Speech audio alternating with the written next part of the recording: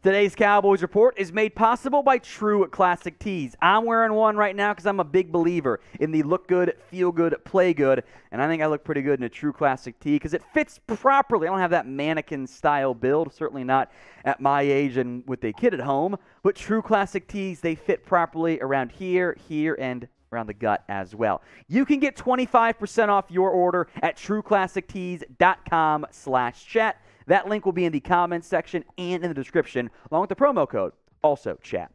Let's talk overreactions for the Cowboys in Week 4 following their Week 4 win.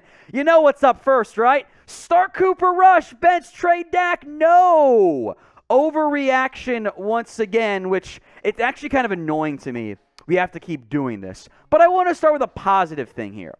Every single Cowboys fan watching should be thrilled that the Cowboys are doing something they could never do with Jason Garrett. Win games with your backup QB who wasn't drafted and wasn't maybe that great in the preseason. They're finding ways to win games right now.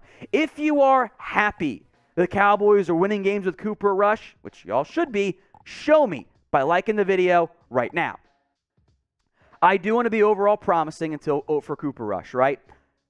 This level of play is better than what we thought he was going to do. 60.8% completion rate, 737 yards in 3 starts. It includes some numbers from that garbage time performance against the Bucs. That game was well over by then. 4 touchdowns, no interceptions. Now, there were 2 interceptions taken away by the flags against the Commanders. Thank God. Might have been a different conversation today had those been upheld, but they were flags, so it's fine with me there.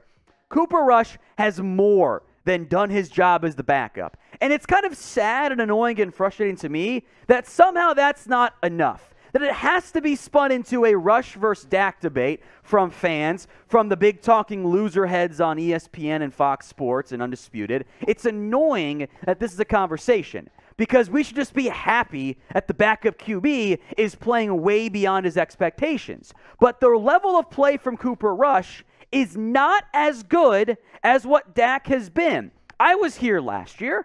I remember when 20 points a game, 23 points per game, 25 points per game was not good enough with Dak Prescott at the helm. 20 points. This is fine for Cooper Rush. You're winning games because your defense has done so great, but it's not like Cooper Rush is playing out of his mind like Dak Prescott has relative to their own expectations as a 4th-round pick, right? It is very confusing to me to listen to the pro-Cooper Rush guys make the argument. It basically comes down to this. Cooper Rush is winning football games. That's it. They're winning games, don't bench him.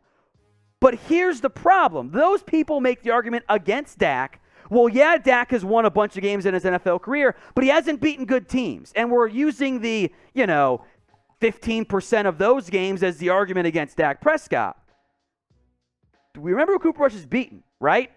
Bad teams. The Giants aren't good. The Commanders aren't good. I don't think the Bengals are very good either. So the offense is winning games against lesser competition while being a less efficient and prolific offense than what it was with Dak last year. To put it in perspective, you can condense all the plays down to expected points added. It's nerd stuff, I know. During Dak's slump last year, 0.08 per play. Cooper Rush this year for the Cowboys offense, 0.047. Everything about Cooper Rush is the upgrade button when you put Dak Prescott out there. I don't mean to be mean to Rush, but the people arguing for Rush over Dak aren't basing it on anything other than the win-loss column, which is a bad way to go about making individual basis decisions. But this is democracy. I allow other opinions, whether I agree with them or not, on our channel, as long as you're not being, you know what.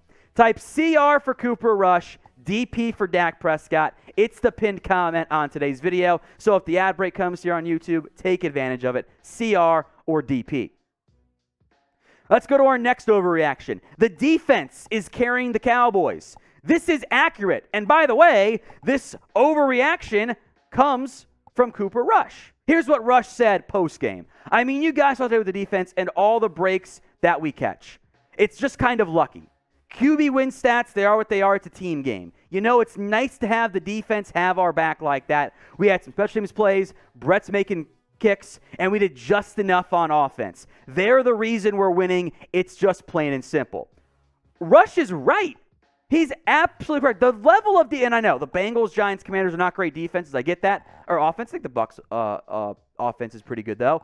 You haven't allowed 20 points per game. If you had your 2020 defense, I think you got maybe one win. And this defensive effort, by the way, is coming despite this thing that we warned everyone about. The takeaways are down significantly this year for the Cowboys, just one per game. We knew that was going to be a possibility. And the defense is still thriving. They're getting pressure. They're getting sacks. The Carson Wentz Commanders' offensive game plan was get it out quick. Like they did not. They had a couple deep shots.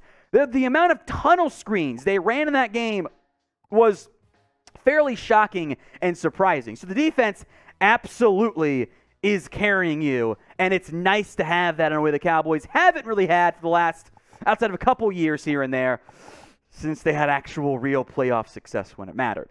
Now, today's show is made possible by True Classic Tees. 25% off when you use promo code CHAT. That's CHAT at trueclassictees.com/chat. I'm wearing one right now. I like and love True Classic Tees because they actually fit me properly. Like, I'm a little heavier here and here. The arms aren't bad, though, but they fit properly everywhere. It's not like the mannequin model that's like it is way too short and gets really tight up and you feel bloated in other tees. Not the case with True Classic Tees. You will not find a more comfortable and actually properly fitting t-shirt and or polo or shorts or hoodies than True Classic. So head over to trueclassictees.com/chat and use promo code CHAT for 25% off your order.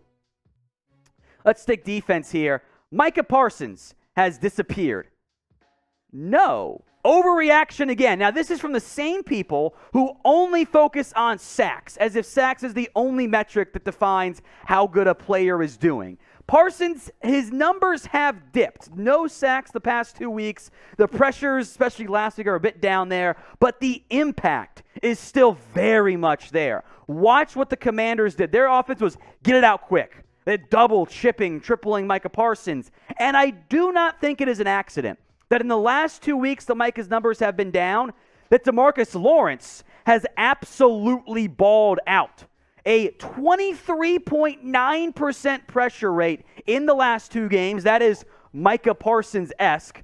8 tackles, 3 sacks, plus 2 more quarterback hits. DeMarcus Lawrence has been balling. Nobody in the past 2 games has more pressures than Tank Lawrence. He's now getting the one-on-one matchups he didn't get before Micah Parsons arrived. The level of production for Lawrence has been elevated by Micah because teams are so scared of him just when they have a bad offensive line. They are designing a quick passing game. They're paying so much attention to Micah, he's freeing up others like Tank Lawrence. Now, if you have the Cowboys, this is your one-stop shop, folks. Hit that big red button and subscribe. Free Cowboys videos every single day. YouTube.com/CowboysTV.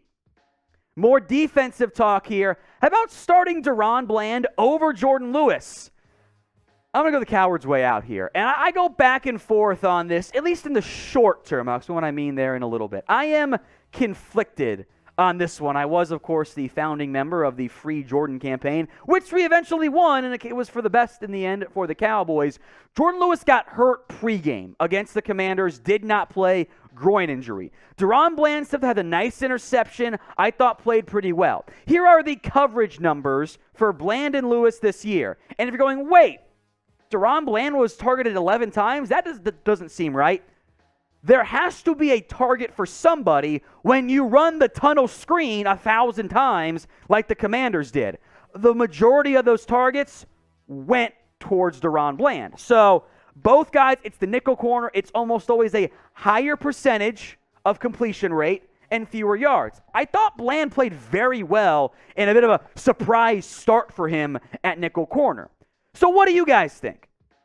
Type DB for Daron Bland or JL for Jourdan Lewis. Who do you want as this team starting nickel corner right now? Sound off in the comment section.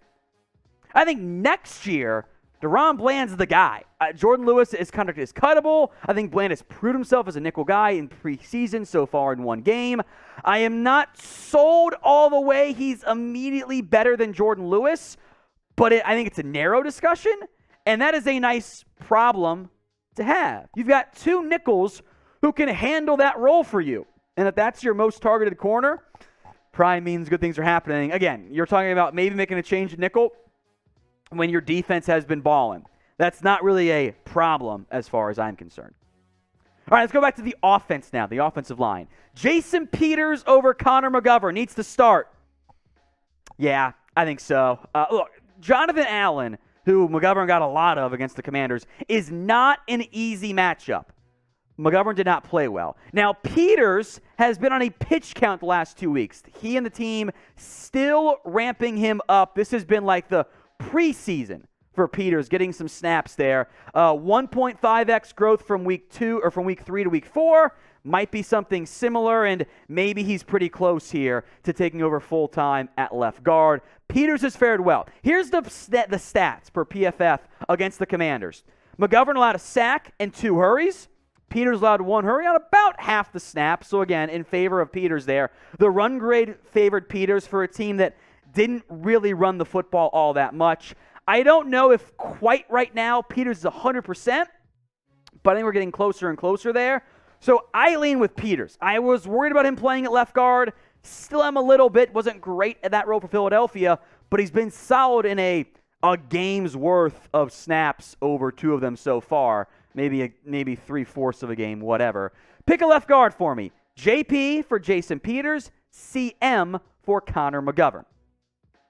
All right, some injury news and notes before we go here. Quinton Bohanna's shoulder injury is reportedly minor, and he shouldn't miss any major time. Very good news on that front. Minor sprain was the terminology from Michael Gelkin out there.